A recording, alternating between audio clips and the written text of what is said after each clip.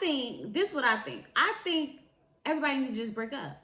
Like, follow in Tim and Alex's footsteps and just be like, in any scenario, I cannot see you being my wife or my husband, and I never want to see you again. Because, baby, the way these people is working on my nerves, they are working on my nerves. Hey y'all, it's Chloe and we are back with another video. Love is Blind, season 7, episode 10.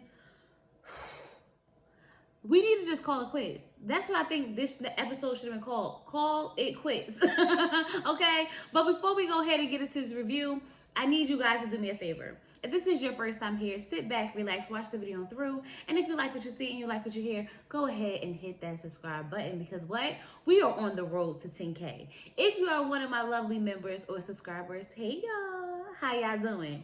Make sure you're still subscribed because what? We are on the road to 10K. Y'all was so excited and I'm so ready to just hit that number, you know? So help me out and hit that subscribe button. Let's just go ahead and get into this review. So Nick and Hannah, I don't know why they taking engagement pictures like they gonna actually get married because we know that's not gonna happen. I mean, even doing the engagement pictures, they taking jabs at each other. Well, mainly Hannah, okay? Because Hannah's like, oh, my arms are longer than yours. And he's like, and you're taller than me. Yeah, you're bigger than him, girl. Just bigger than him. Like, it's just really aggravating at this point. I'm so sick of these two going back and forth with each other and then turn around and talk about how much they love each other. Mainly Hannah. Hannah does that a lot. Taking these daggone pictures knowing they not about to get married, it's hilarious to me. Hilarious. So, Marissa and Rams apparently are still feeling the type of way from the conversation that they had the other night. Now, it seems like, you know, Rams feels the type of way because she changed her timeline on when she wants to have kids. And the pause, it seemed like she wanted to wait a while, and he was fine with that. Now she's out here, and she's like, I want to have kids like tomorrow, basically, okay? And he wants to, of course, go raw. And she's like, well, if we go raw, I'm not getting on birth control, so if a baby comes, then a baby comes. He feels like he just needs to make sure that there's not anything else that she's going to change her mind on, especially anything that's really important. Because if you agree to having kids in like 4 or 5 years, how did we get to, you know, we can have a baby tomorrow? So I totally understand where he's coming from. But Rams, sir, I feel like you don't understand boundaries a little bit. I feel like you don't quite get it, okay? So this is what I got from this conversation. After they was talking on the balcony, they go inside. She goes to the bathroom. She's like, I'm going to the bathroom. He goes to the door. He's like, you just need space. She's like, I'm going to the bathroom. Yes, sir, leave me alone. Leave her alone, okay? He's following her around. So they go into the kitchen, and they're continuing this conversation, okay? Now, I'm not really sure exactly what was going on in this conversation, but this is what I picked up, okay? She has low vitamin D. She's PMSing. She has a long commute. She's exhausted. She's just not in the mood, okay? And he feels as though, you know, she's rejecting him because she's not giving him attention and affection. Now, in my mind, I'm thinking, is the attention and affection sex?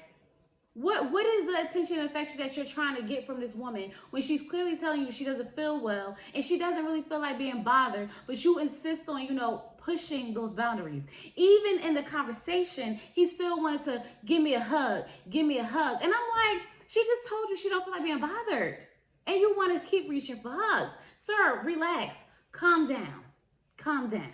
Now she's feeling the type of way because she's not feeling well. And he's taking it bad. So she's like, so what if something was to really happen? Like, what if I had postpartum depression? Are you going to feel some type of way because, you know, I'm not giving you the attention and affection that you need right at that moment? Rams, sir, I'm really trying with you. I really am. But something about Rams is really throwing me off, okay? I feel like he says he's not focused on, you know, sex per se, but I feel like that's what this conversation was about. Like, he wants to have sex and she's not in the mood, and he takes that as rejection. He needs to know that they are physically compatible as well. Haven't y'all been having sex since y'all got to Mexico, since y'all got out the pods? So because all of a sudden she's not feeling her best right now, oh my God, God forbid she's a woman and she has a period and she doesn't want to have sex on her period. Oh my God, now she's just rejecting you altogether and you just can't handle it. Like, sir, I don't know. Rams really was bothering me in this conversation. And then he wants to reassure her that he still loves her and he still wants to get married. Child, break up. Break up, okay? So Tim's parents drove up here in their sister's car 10 hours so they could meet Alex, okay? And Alex gave them a one-handed hug because she was just so excited to meet them. Now that I know that she went to go take a nap because she was tired, this conversation makes sense because it really felt like she wasn't really there. Like she was there, but the energy was real low, okay? His mother is very fond of this experiment, and she says that, you know, Tim's vulnerability comes off as separation. And then that made me think, is that really him being vulnerable, or is that him tapping out? Because if you separate yourself in your vulnerability, then that means you're tapping out. That's not you actually expressing your vulnerability. Now, the father's just there. The mom's like, what do you say? I'm like that. And he's like, yeah, I guess you're like that. Dad was just like, please don't get me caught up in nothing, okay? I'm going to sit here, support my son, and call it a day. His mom is talking to them, and she's like, we take marriage very serious here, okay? And a part of that is just learning to respect each other's viewpoints. And I was like, child, you need to tell that to your son, Drake, okay? Tell Drake over there, which, by the way, how did we get here with Drake? How did Tim turn into Drake? Never mind. Nonetheless, you need to tell your son to respect other people's point of view because it's either his way or no way. He's the one not really picking up the advice that you out here putting out. I'm just saying. Alexis is like, look, we both don't believe in divorce, okay? I know that once I get married, I am going to try and I am going to fight to make my marriage work. So Tim takes this opportunity to go talk to his parents, and you can tell that he is definitely having doubts, okay? He's basically telling his parents, like, listen, we don't have the same sense of humor. She's very affectionate. I'm not affectionate like that. Like, don't touch me. She wants to cuddle. I'm not into that. So I'm just confused at this point, right, when it comes to these two, because how did y'all make it to engagement? I'm sure she mentioned she liked to cuddle and you were fine with that. Now you're not fine with that? Didn't y'all joke inside the pies? What happened? Like, where's the disconnect? Because obviously y'all came outside the pies and act like completely different people than you were inside the pies. I don't know. His mother is basically like, look, you gotta compromise. You gotta do things you don't want to do sometimes. And that's just what marriage is. And I'm like, yes. Just cuddle her. Like, it's not going to kill you to cuddle her. Like, I just don't understand that. But that's because he doesn't like Alex, okay? Let's just call it what it is. Tim does not really see it for Alex like that. He realized that night she put her hand over his mouth. He realized then that she was not going to be the woman for him, okay? He only came back because he didn't want to cut the process short, but he had already written that girl off of his mind. And you can't convince me that he didn't. But you can tell that his mother already know where he going with this whole situation because she says, I'm here to support you either way. And I know that you're going to trust your instincts. And basically his instincts is telling him not to marry this girl.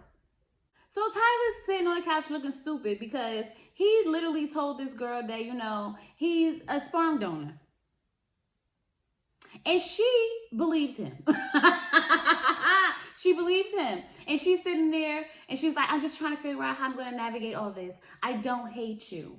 So, do the kids know what you look like? And he was like, I don't think so. And I said, use a bold-faced lie.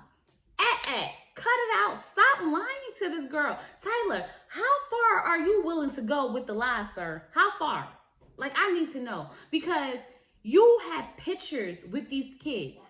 Like, are you serious? They don't know what you look like? Like, there's not millions of pictures of you with these daggone kids all over the internet. How far are you willing to take the lie at this point? There's no way you could honestly believe that you was going to come on Love is Blind, get a fiance, get married, and keep this lie up about your children. Not your kids you donated to a couple, but it's your actual children who you owe $30,000 for in child support. And this really concerns me because if she marries this man, she takes on his debt. Disgusted. I am so disgusted with Tyler because if she marries this man, she takes on his debt. So now she might have to pay some of his $30,000 in child support. But he tells her that he knows that this is a lot for her, okay? And that, you know, if she decided to say no at the altar, then he'll be okay with that because they tried. They gave it they all, they tried. Did you? Did you really try, Tyler? Because you just told her 2 weeks before the wedding that you have some kids that you donated, that you have some kids out there somewhere. Are you sure about that?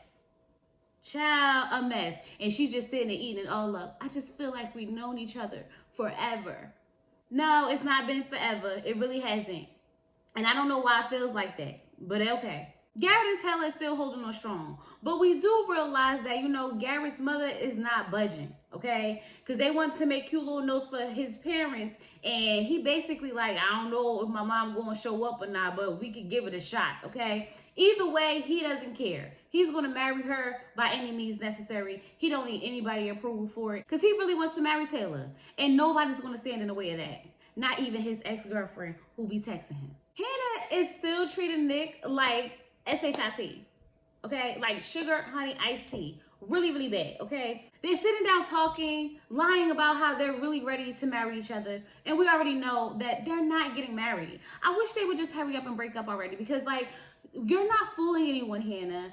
You're not fooling anyone, Nick. Y'all don't want to be with each other. Please call it quits.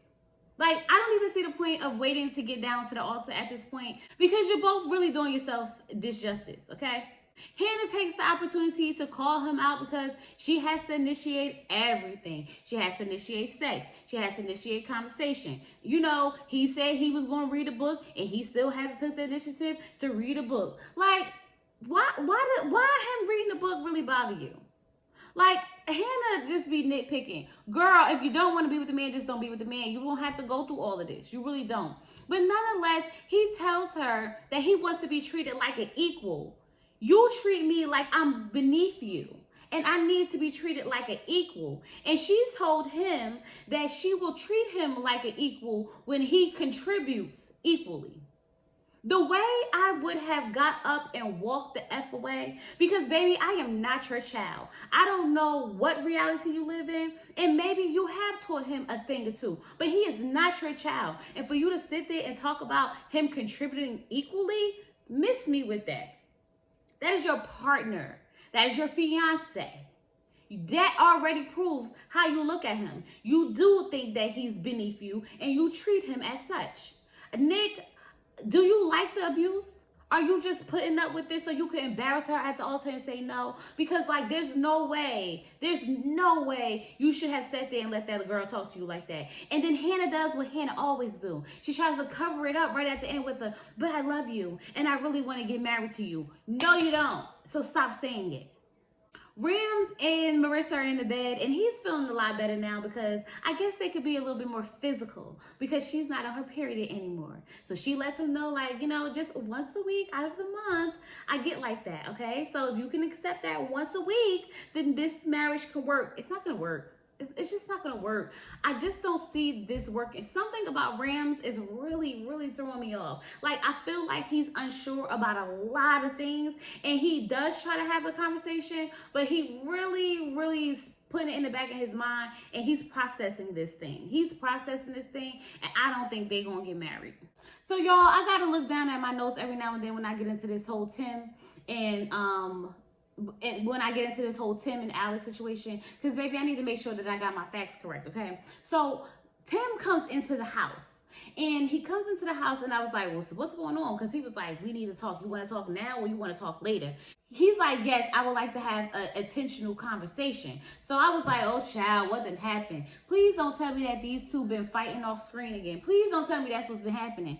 But no, okay? He felt the type of way because we know his parents drove up here in his sister's car for 10 hours to meet her, okay? They sat there, they talked, and once the camera stopped filming, she decided that she was going to take a nap, and he felt like that was disrespectful. He would have never done that. They came all the way up here to meet you, and you literally, once the camera stopped, just disappear. How dare you? How dare you? She's like, but, you know, I was tired. I sat there, we talked for hours, and I just needed a nap. I was tired. You know, I like my naps. I have to get my naps in. And he doesn't care because he's like, you know how much my family meant to me, and you still went and took a nap.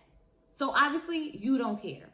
Then he talks about how he's been trying to communicate with her all day yesterday and he couldn't. And she's like, whoa, hold on, because I did. You text me about the car, right? They text about the car. She said the car is fine. He said, okay, check the tires. She never responded. By her not responding, he got upset.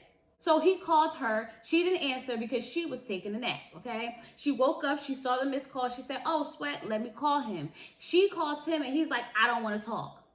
So then, you know, some time goes by. She calls him again. I don't want to talk. Because now he's in his feelings because he feels like you're not going to talk to me when you want to talk to me.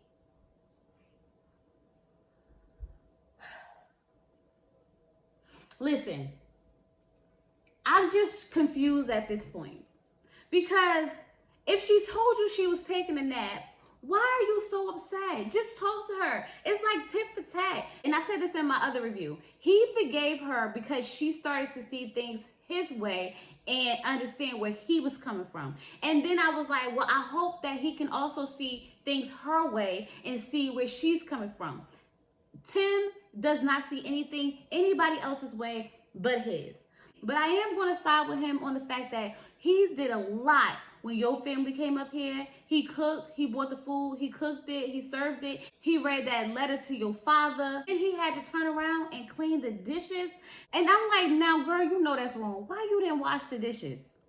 Like, seriously? You just left everything there for him? But we did see your apartment, so, I mean, what can you expect? What can you expect? And I also think that's another reason why he's done with her, okay? They're sitting there having this conversation. They're kind of going back and forth because, you know, she's cutting him off and he's cutting her off and she's cutting him off and he's cutting her off. And he's like, you going to let me talk? And she's like, well, you going to let me talk? He finally tells her, listen, it's a no for me, dog. It's a no. I'm not marrying you. He said, there's no scenario where I can see you being my wife. And I never want to see you again.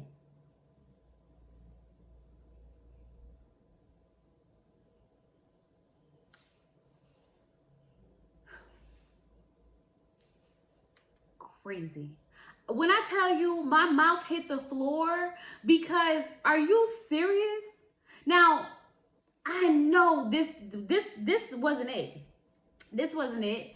Okay, let's take this back to the beginning. This man been ready to walk out on her, okay? He was ready to walk out on her in Mexico. He only stuck it out for a little bit, okay? He stuck it out because, you know, I don't want to be off TV. I don't want to be done with the process just yet. But when that man said that he removed himself in that very moment. And every little thing she did just added on top of it, added on top of it, added on top of it. He was waiting so he can tell her no. And he was not going to let her talk him back into it. He made up his mind. And I'm just so aggravated with Tim because, Tim, you should have did this in Mexico. Why even drag this situation out this long? Go meet that girl's father, read him a letter, get his approval. Sitting there, had me crying, had everybody at home crying, and you did this?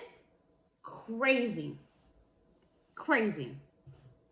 So everyone's getting ready for the party, and Garrett Taylor has like a little problem, okay? Apparently, his ex-girlfriend reached out to him, and he liked the message, and he told her about it. Once he told her about it, she got upset because it was like, you should have shut that ish down. You should have shut it down. I'm like, okay, I mean, you can't control someone texting. All he did was like it. I'm not understanding what the big issue is. I don't understand why she's outside having a meltdown, crying. I'm sitting here like, girl, what is going on? She's like, you know, I've been cheated on before and I can't. Girl, I'm going to need you to calm down. You're taking this way too far. So I'm sitting there like, what did the text message say for her to be doing all of this? Because the way she's out here acting, you would think that he was texting how Steven was texting. You know what I mean? Nonetheless, they about to go into this party. And she's really upset because why would you tell me this an hour before we going into this party? You could have told me this all day long and you wait till we got to jump in front of these people and put on a cute little show and act like we got our ish together when right now all I want to do is slap the ish out of you. I do wonder why he waited so long to tell her. Maybe he just didn't think it was going to be this big of a deal. And I didn't think it would be this big of a deal either. But we need to see the message because that's going to determine whether or not her reaction was called for. So now everybody's at this party, right? Everybody's all dressed up or whatever the case may be. Tim shows up separate. Tim, why are you here? Alex shows up separate. I'm like, Tim, you didn't want to see her again. I guess you got to do it now. I guess you got to see it because you're showing up to the events. Child. Woo, the headache that these people were giving me. So Alex is telling the ladies how, her and Tim broke up and she's really pissed, okay? And it's not because he broke up with her. She just feels like it was a coward thing to do, especially after all that she put her father through with meeting him and the letter and asking for the hand in marriage. Like, it's not a good look. So she feels the type of way about that. And Ashley's like, girl, and I got some tea too. I just found out that Tyler got kids. And it's like, kids? And she was like, yeah, but he was a sperm donor. Embarrassing. We found out that Monica called Steven and they was on the phone for 2 hours. Monica. Girl, what in the F is wrong with you? Why are you calling him? You called him? He cheated on you and you calling him to talk on the phone for 2 hours because he's such a good person. Desperate. When I tell y'all, Monica, you sure you not trying to go sleep with that man again? Because for what? For what? This is why he's going to continue to behave the way he does because no one holds him accountable. And by you calling him, and I'm probably sure you was like, don't beat yourself up about it, just looking stupid. Monica, why are you even here? To aggravate me? That's what it's giving. It's giving you're here to aggravate me. So we start seeing other singles from the pods, Bowen, Katie, and we already know that Nick and Katie ready to talk. We know that Bowden and Marissa ready to talk. So where was everyone else? I feel like we were missing a lot of people, but nonetheless, I guess we got what was important-ish, maybe. I don't know. So Garrett and Taylor are talking to Ashley and Tyler, right? And this man slipped up while he's trying to tell the story and says that he takes the girl back. And I said, ooh, Garrett, let me find out you're a liar. Let me find out you're a liar. So instantly Taylor's like, you didn't say you text her back. He was like, huh? I didn't. No, I did. Well, I did text her back. I was telling her, I'm engaged and da-da-da-da-da. She's like, no, that's not what you said. You said you just liked it. So now your story changed. And I said, woo, child. Garrett, I had this much hope for you, sir. This much. So now, she gets up and she goes away into the bathroom. And, Ashley's like, if he's omitting details, then that means he's not telling you the truth. I said, you got some nerve, Ashley, because your man just hid 3 kids from you. He just hid 3 kids from you and you got the nerve. Be sitting here trying to call Garrett out while this girl is having a meltdown in the bathroom. Okay, sis. Okay. So Marissa meets Bowen, and I'm just like, oh my God, they're annoying together. I'm glad they didn't pick each other because he's loud, she's loud. It's a lot going on, okay? And she's just like, I'm happy that I didn't pick him. We're like friend vibes. I'm comfortable with my choice. I'm glad I picked who I picked. And I'm just sitting here like, I'm glad too, because I definitely did not want to watch y'all two yell and scream over each other the whole season. Because I was annoyed just from that little bit. Okay, just from that little bit. So I know that would have been annoying to watch the whole season. Hannah is telling all of Nick's business, okay? All of Nick's business. Basically, she's telling Ashley that this man's not good in the bed and he's jealous of her vibrator, okay? I'm sitting here like, you have no respect for this man whatsoever. You talk to him any old type of way, and now you out here telling other people about his sex game. Not even just other people, but essentially the whole world, because it's being filmed. You are, I can't even find the word that I feel comfortable enough saying on YouTube, but you are literally scum. Trash for that.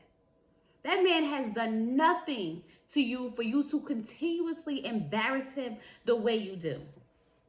I'm disgusted with Hannah, y'all. I am disgusted with Hannah. Nick is talking to Katie because, they finally get to have this closure conversation. And, she cut him off because he was younger than her. She didn't feel like he was mature enough for her. And I'm like, there you go, Nick. You're not mature enough. You're not ready to be a husband. Let me just say this. Nick's a nice guy, okay? He's sweet. He has potential. But he is not ready to be anyone's husband. But I will say that the way Katie handled him was beautiful, okay? She let him know, like, listen, you lead with your charisma, you lead with your charm, but there's more to you. You're deep, you have depth. Lead with that. You have family values and morals. Lead with that, okay? And I said, so why y'all didn't work out again? Oh yeah, Nick's immature. Because it was so cute and I almost wanted them to hook up. I kind of almost did, okay? Especially because Hannah was being very weird. But I really just feel like it's time for Nick to just go ahead and cut this off. I want him to break up with her because I do not want to give her the benefit of breaking up with him. Nick, please break up with Hannah before she do it to you. Because she's going to do it. I feel it. Like, she's probably going to say no at the altar before you get a chance to. But I really want Nick to have the satisfaction of breaking up with Hannah. So I just need him to do it first. Just do it first, okay? Don't even wait till y'all get to the altar to say no. Just break up with her. Because after you sat there and you talked to Katie, you should realize that there's a way that someone should be handling you. That is your fiance. And your fiance handles you like trash. Can't you see the split difference between Katie and Hannah? It's obvious that Hannah don't give a F about your feelings. So we get over to Taylor because she's livid. She's so upset. Okay? But I'm not playing with this man. Garrett, please cut it out with your semantics. He said, I liked it. That's kind of like responding. No, it's not. You typing and liking something are two totally different things, okay? So please stop trying to tell this lady that it was the same thing. She's not crazy. She's not stupid, and she wasn't born yesterday. And I'm really disappointed with you because you really sat up here and you lied in that girl's face. And then you want to play semantics. Please stop. Cut it out. And Taylor's distraught because they're supposed to go meet her family. And she's not sure if she wants to do that because it's too many red flags waving. And girl, when the red flags start waving, do not bypass them. Do not bypass them. There's one thing to, tell you, yeah, I text the girl. It's one thing to bring up the text messages, but then to say I liked it, to turn around and tell other people that you sent the response message and then try to play in my face and tell me that liking and responding is the same thing. It's too much. It's too much. And if he could start like this, imagine where we can go. Everybody break up. Everybody break up. End of story. End of Love is Blind. Because, baby, what is happening? What is happening? So, another couple down. Another couple down. 3 more to go. Is 3 more or is it 4 more? Anyway, all of them need to break up. But nonetheless, y'all, that was the review. I really hope you guys enjoyed it. If you did not subscribe, please go ahead and subscribe, and like the video. Hit the like button, hit the like button, hit the like button, and leave your comments down below. And I'll talk to you guys later. Peace.